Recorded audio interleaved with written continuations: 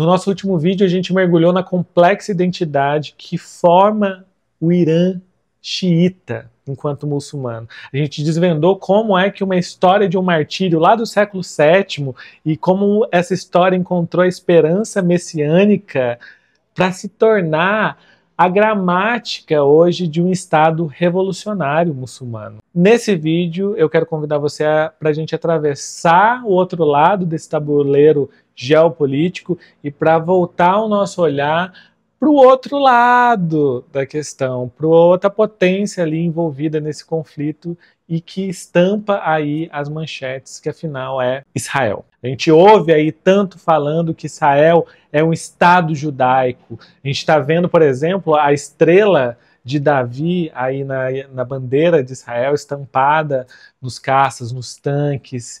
E nesse turbilhão de imagens, muitas pessoas podem fazer uma confusão aí perigosa, digamos assim. Que confusão que é essa?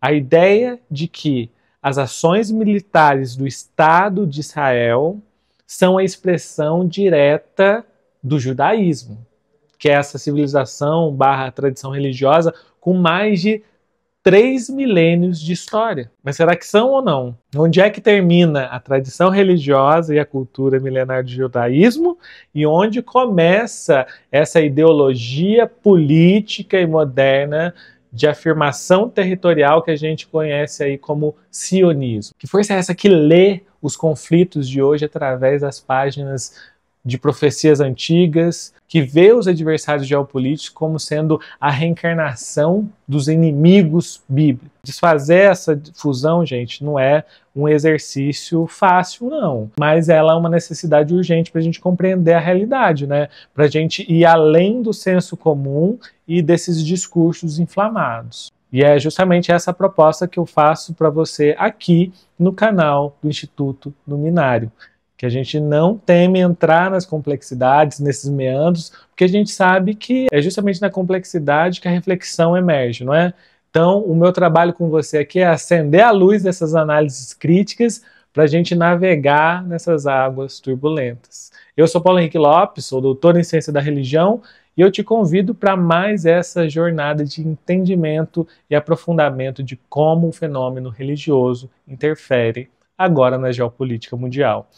Se essa proposta te provoca, te ilumina, faz sentido para você, eu já convido você a se inscrever aqui no canal do Instituto Luminário, ativar as notificações, é claro, curte aí e se considera também tornar um membro do Instituto Luminário, que eu vou deixar aqui o link embaixo, porque assim você apoia diretamente a nossa missão de elevar o debate e, é claro, encantar o mundo com conhecimento qualificado sobre o fenômeno religioso.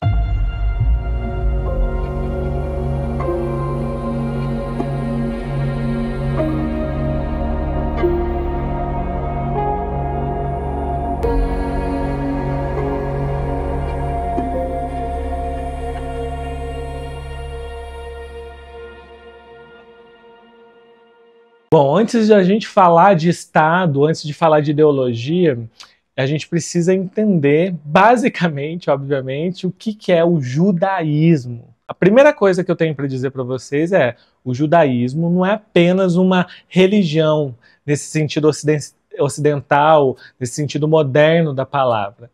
O judaísmo é uma identidade, a identidade de um povo, é uma teia complexa, inclusive de textos, de leis, de histórias, de culturas, de línguas e, acima de tudo, de conflitos. Pensar o judaísmo como um bloco monolítico é já incorrer no erro. Porque ali dentro do judaísmo coexistem vários universos. A gente tem, por exemplo, os judeus sefaraditas, os aquenazitas, os mizarins, os ortodoxos, os conservadores, os reformistas. A gente tem os judeus reconstrucionistas. E uma população, inclusive uma grande parcela dela, dos judeus, são judeus seculares, ou seja, são pessoas para quem a identidade judaica, pura e simplesmente, é mais cultural e histórica do que religiosa. Então eles são judeus que não professam, digamos assim, a sua religião, a sua tradição enquanto religião, entendem? Mas a conexão com a terra, a conexão com o território, ou seja, a terra de Israel, é sem dúvida um pilar central e antiquíssimo desse povo. Essa conexão está no coração, está na liturgia, está nas orações diárias, está na memória coletiva desse povo judeu. Porque por quase 2 milênios de diáspora, eles usam essa frase, né? No próximo ano, em Jerusalém. Essa frase encapsulou uma esperança profunda de retorno e ocupação da terra que, segundo eles, lhe é prometida. Mas aqui está o ponto crucial que, enquanto cientista da religião, eu gostaria de convidar vocês a refletir. Por séculos, essa volta para a Terra Prometida foi uma esperança espiritual, messiânica, né? Se acreditava que a restauração de uma soberania judaica seriam obras de quem? De Deus. Deus viria a realizar em tempos messiânicos, por meio do seu ungido, a restituição da Terra Prometida. Ou seja, era um anseio que competia a uma dimensão sagrada, transcendental. Era uma questão teológica, digamos assim, e não majoritariamente um projeto político. Não era um projeto essencialmente humano. E é aí que a coisa começa a virar. Porque no final do século XIX, lá na Europa, algo vai mudar drasticamente, porque vai nascer o que a gente chama de sionismo. O sionismo, antes de tudo, gente, a gente precisa entender que o sionismo não é um movimento essencialmente religioso.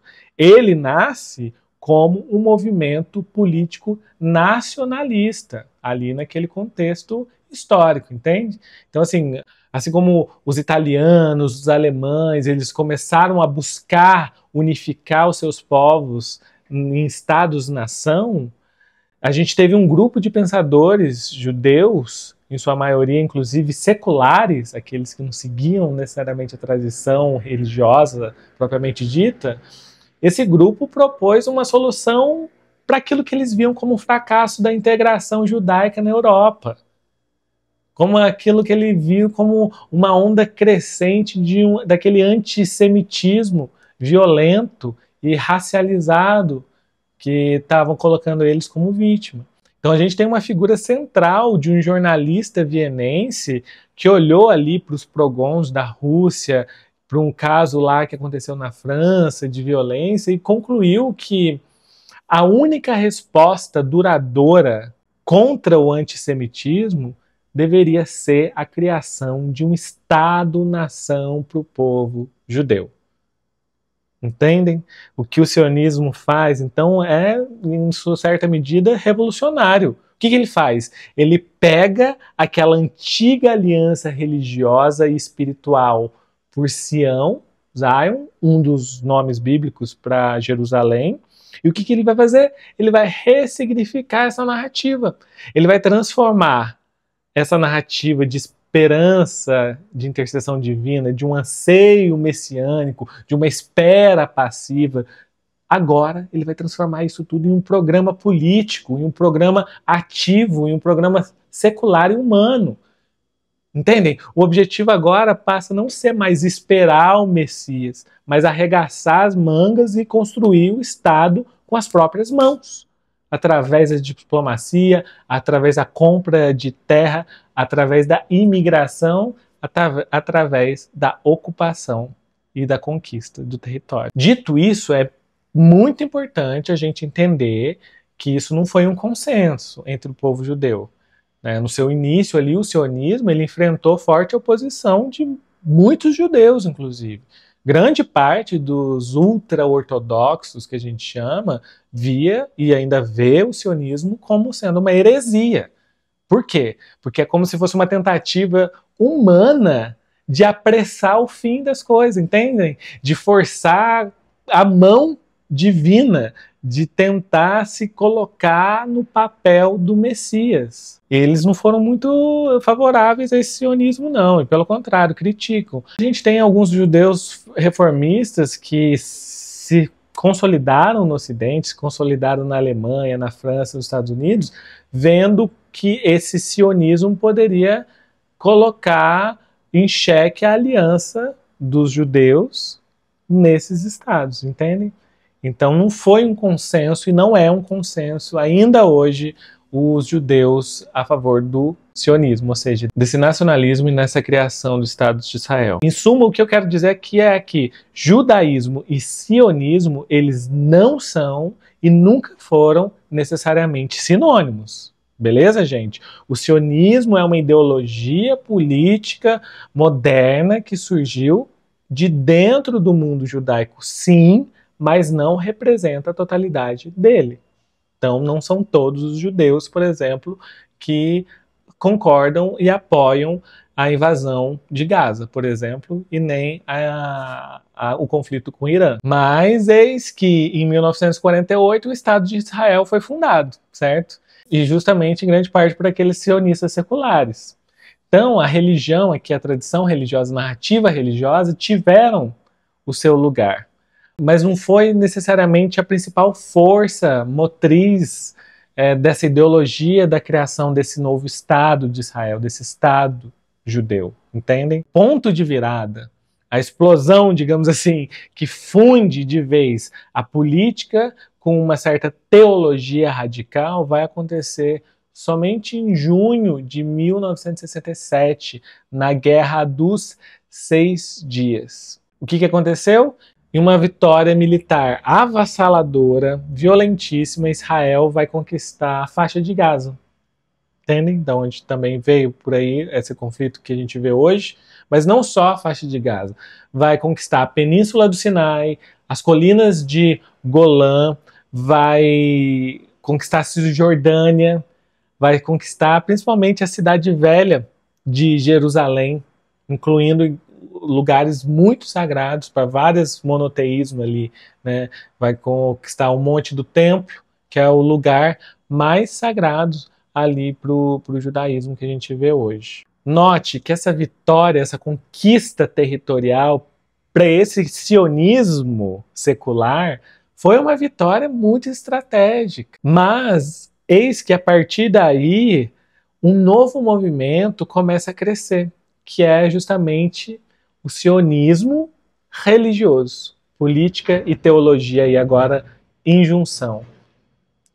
Que considerou que essas conquistas desses territórios não foi apenas um evento geopolítico. Pelo contrário, foi um milagre, foi um sinal, então, de intercessão divina. Foi a mão de Deus agindo na história, como se fosse um sinal claro do início daquele processo de redenção messiânica que tanto os judeus, ou alguns judeus, vinham esperando, entendem? Então agora, para esses sionistas religiosos, o Estado de Israel não era simplesmente a afirmação de uma identidade, mas, ao mesmo tempo que ele é secular, o Estado de Israel é sagrado, é a terra prometida. Ou seja, os líderes sionistas laicos, sem religião, eles, mesmo sem saber, eles foram considerados como instrumentos da vontade divina por esses sionistas agora religiosos. Olha que interessante, não é?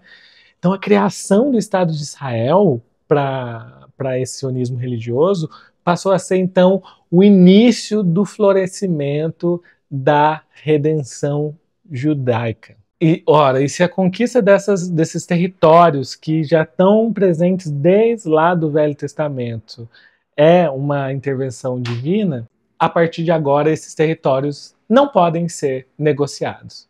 Afinal, eles são a herança divina propriamente dita. Então, ocupar esses territórios, construir assentamentos, colonizar esses territórios, vai se tornando para esse grupo sionista religioso muito mais do que um ato político. Ele vai se tornar um mandamento mesmo, uma forma de acelerar ainda mais a vinda do Messias e a concretização da profecia, entendem?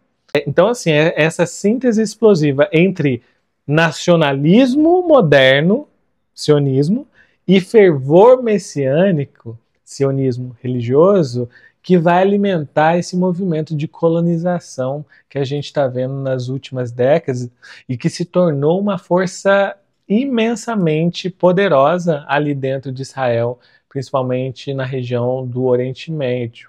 E está empurrando cada vez mais o pêndulo político ali para o Oriente, né, para Irã.